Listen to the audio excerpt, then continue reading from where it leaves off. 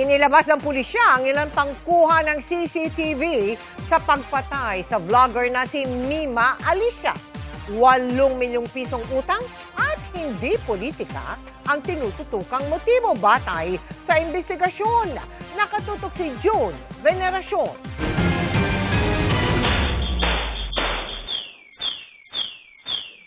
Walong putok ng baril ang bumasag sa katahimikan ng isang subdivision sa Caloocan City pasado alas 3 ng madaling araw noong July 17.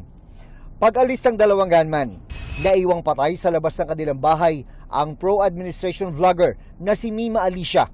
Sugatan naman ang kanyang live-in partner. Sa backtracking ng mga CCTV video ay nakilala ng mga pulis ang dalawang suspect na nakuha ng pumarada sa isang lugawan 1:43 AM noong July 17. 1:47 AM nang mahagip ng CCTV ang mukha nila habang umu-order ng pagkain. 2:28 AM, pinapatungan na nila ng ibang kulay na damit ang kanilang mga suot. 3:11 AM naman nang puntahan nila ang bahay ni Mima Alicia. Naglakad, pagkatapos ay namaril. Isang bala sa ulo ang pumatay sa vlogger habang sugatan ng kanyang kinakasama. July 23, naaresto ang dalawang suspect sa Mabalacat, Pampanga. Kinabukasan, sumuko naman ng middleman na kumontrata umano sa kanila. Siya yung nagbibigay ng nakikipag-communicate ng information at nagpadala ng pera. Yung initial, I think, ay 250.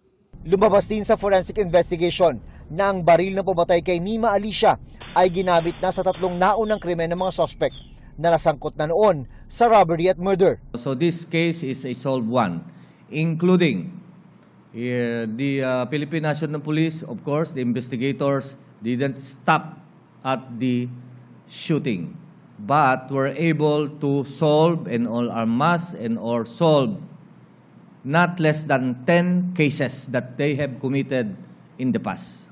Kinasuhan na ng murder at frustrated murder ang mga gunman at middleman.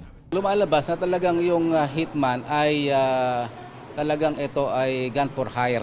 Sabi ng Northern Police District, itinuro ng sumukong middleman ang dalawang mastermind sa krimen at isa pa nilang kasabwat. Nananatiling at large ang 3, pero sinampahan na rin daw sila ng reklamo. Pero isinantabi ng Philippine National Police ang anggulong may kinalaman ang pamamasdang sa mga political commentary ni Mima Alicia. 8 milyong pisong utang ni Mima Alicia sa mag-partner na mastermind ang tinututukang anggulo. Meron kasi silang mga business engagement, no? Kaya itong ang possible motive talaga ay personal. June Veneracion, Nakatutok, 24 Oras.